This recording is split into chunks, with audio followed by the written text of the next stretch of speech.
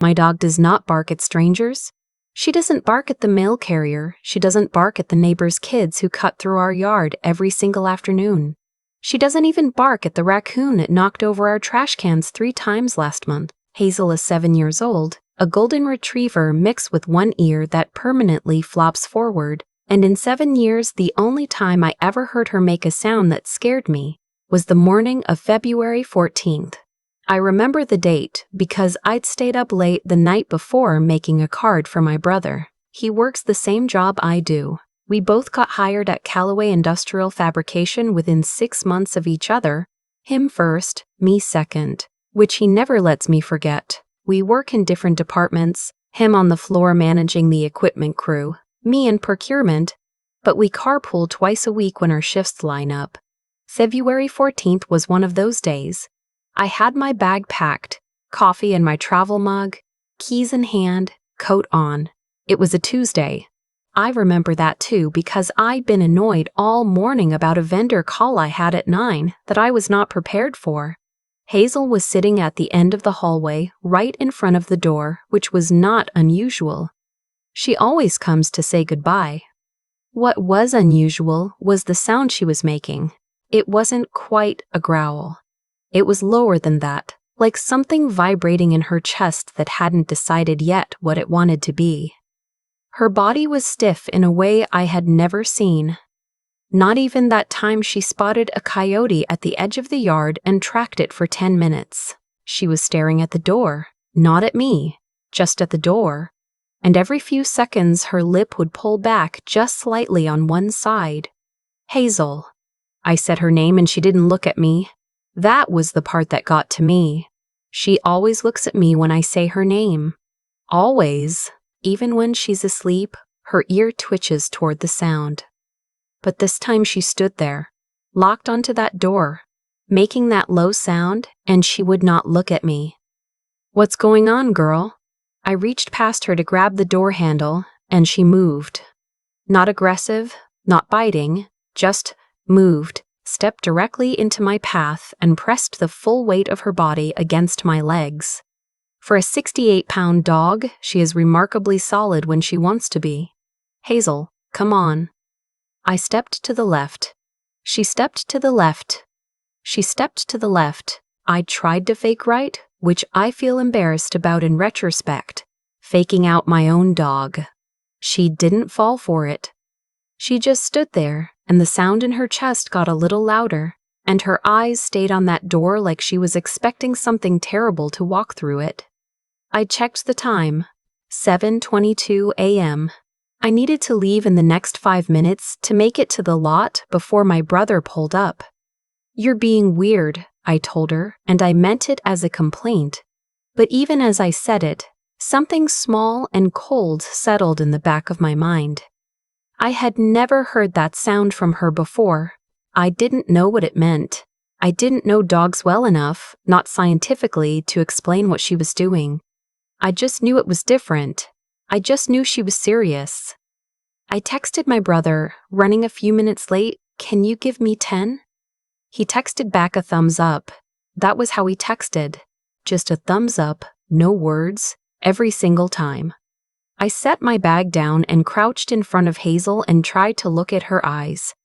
She finally looked back at me, and I don't know how to explain this without sounding like I'm projecting something onto an animal that cannot speak. But she looked desperate, not scared for herself, scared for me.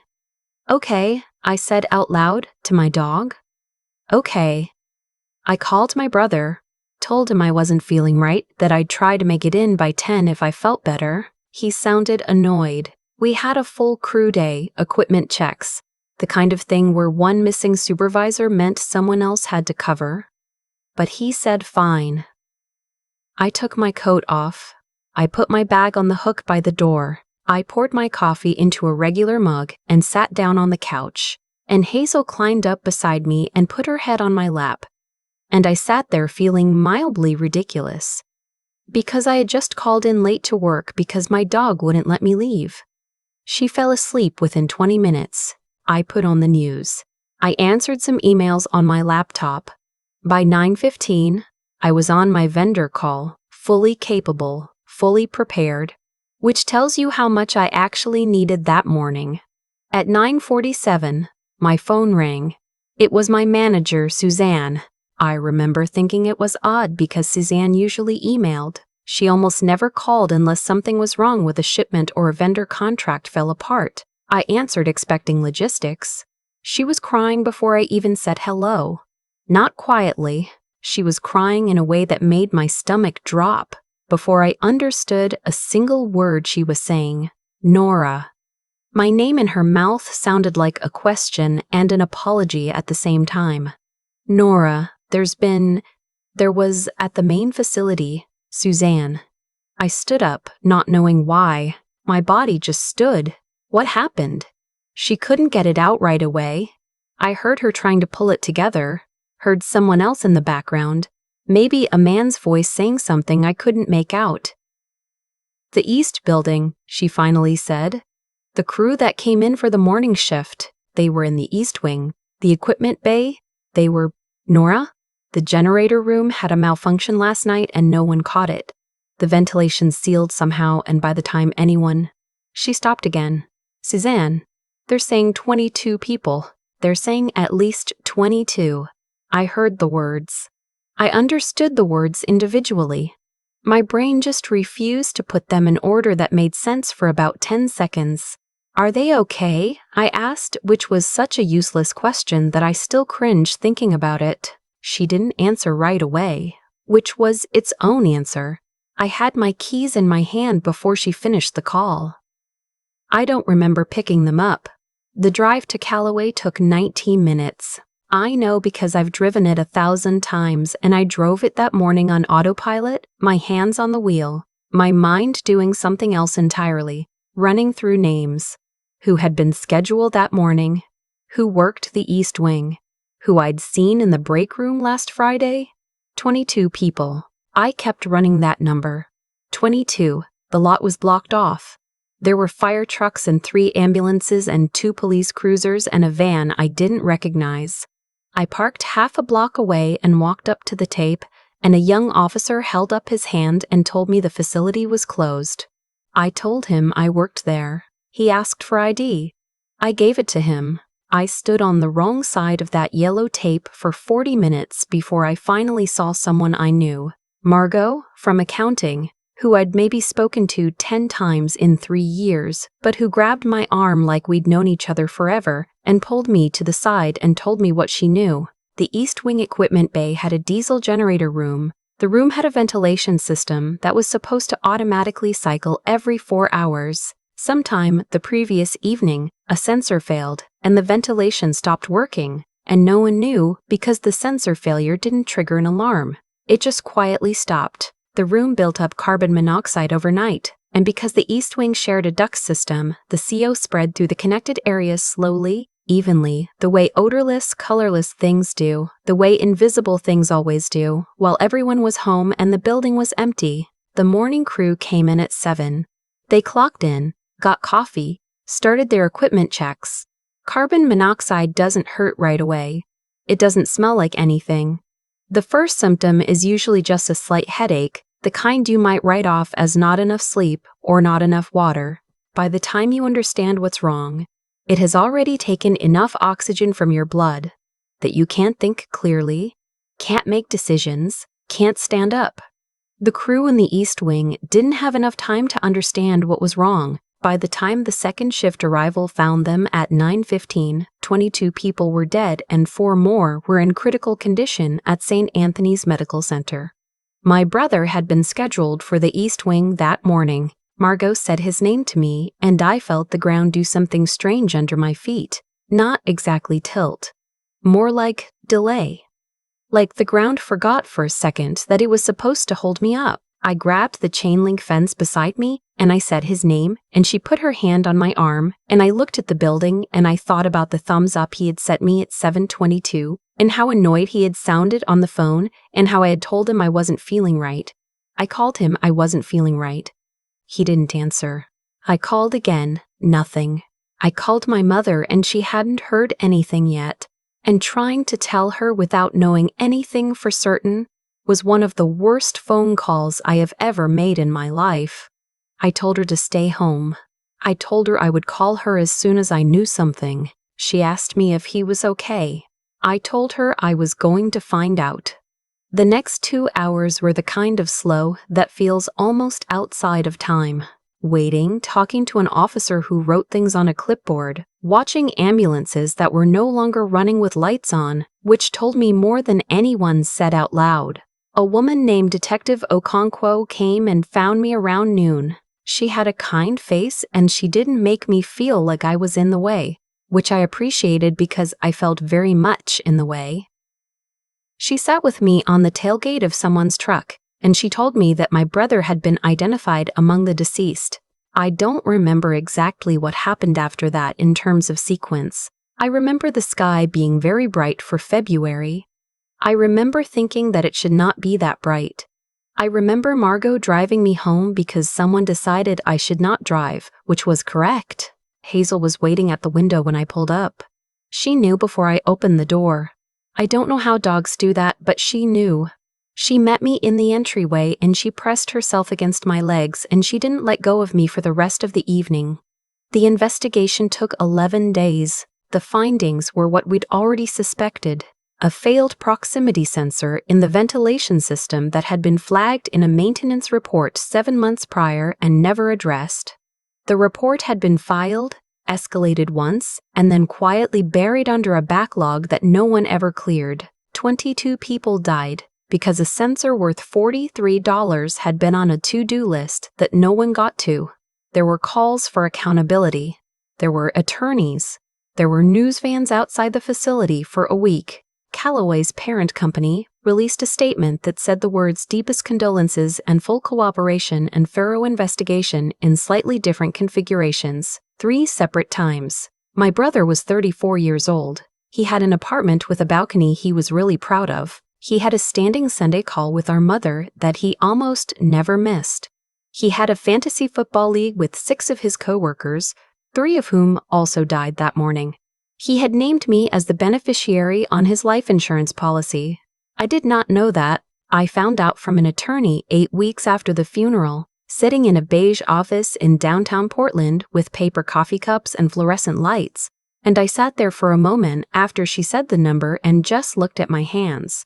I went home. I sat on the couch with Hazel. I said out loud to no one, or maybe to her, or maybe to my brother, "What am I supposed to do with this?" Hazel put her nose on my knee. I thought about the morning of February 14th. I thought about the sound she had made, that low, serious sound, the sound she had never made before and hasn't made since. I thought about how she had stood in front of that door with her whole body and simply refused, how she had not wavered even when I tried to step around her, how she had looked at me when I finally crouched down to meet her eyes. I thought about the CO detector on my nightstand that I had bought 2 years ago and tested once and never thought about again. I thought about the maintenance report, the $43 sensor, the backlog that nobody cleared. I thought about my brother's thumbs up at 7:22 a.m. It took me 3 months to decide what to do with the insurance money. I talked to my mother about it. She cried but said she wanted whatever I thought was right. I talked to a financial advisor. I talked to a woman at a nonprofit who knew more about industrial safety than I will ever know. And I talked in my own way to Hazel because that felt like the closest thing I had to talking to the person who should have been there. I started a foundation. I named it after my brother, after his middle name actually, which he hated, which means he is absolutely furious wherever he is. And I find some comfort in that. The foundation does one thing. It funds CO detection and ventilation safety audits for industrial facilities that can't afford them on their own, particularly smaller operations where a $43 sensor lives on a backlog forever because no one is watching. In the first 8 months, we audited 31 facilities in Oregon and Washington. We found critical ventilation failures in 9 of them. 9. The news station that had been parked outside Callaway came back to do a follow-up piece in November. They asked me what I wanted people to take away from my brother's story. I thought about it for a while. Not for the camera, actually, but because I genuinely didn't know the right answer. I said, get a carbon monoxide detector. Check it, replace it, not just the battery, but the whole unit, every 5 years. And if something in your gut, or your dog, or anything you trust tells you that something is wrong, listen to it. Don't argue with it, just listen. The interviewer laughed a little at the dog part. I didn't. Hazel was at home when the piece aired. I was on the couch with my laptop and she was curled against my side and the footage came on. An exterior shot of Callaway, some photos of my brother, an image of the two of us from Christmas 3 years ago that my mother must have given them, and Hazel lifted her head and looked at the screen for a long moment. Then she looked at me. I scratched her ear, the flobby one. I know, I told her. Me too. She put her head back down. The segment ended. Outside, the streetlights came on one by one, and somewhere down the block a car door closed, and Hazel didn't make a sound. She didn't need to. She had already said everything important on a Tuesday morning in February, standing at the end of the hallway, in a language I barely spoke, at exactly the right moment. I never took that CO detector off my nightstand. I tested it last week. I replaced the unit 6 months ago, not just the battery. If you don't have one, please, before you close this, go get one. That's the only thing left I know how to ask. I've thought a lot about cause and effect since February, not in a philosophical way, not in a classroom way, just in the quiet, middle-of-the-night way where you replay a sequence of events and you see exactly where the chain broke, or held, or should have been stronger. A sensor failed. A report was filed. The report sat. 22 people went to work on a Tuesday morning and didn't come home. That's the chain on one side. Every link visible, every failure documented, every ignored warning sitting in a folder somewhere with a timestamp. And then there's the other chain. My brother texted me a thumbs up. Hazel stood at the door and made a sound I had never heard before. I crouched down and looked at her eyes. I took my coat off. I stayed home. I didn't stay home because I was wise. I want to be honest about that. I stayed home because something in me, some part that doesn't have a name and doesn't need one, decided that 7 years of knowing that dog was worth more than my own impatience. That was not a grand decision. It didn't feel like one at the time. It felt like giving in to something I didn't fully understand. And those two things, giving in and not understanding, are not usually things I'm comfortable with. But I think that's actually the point.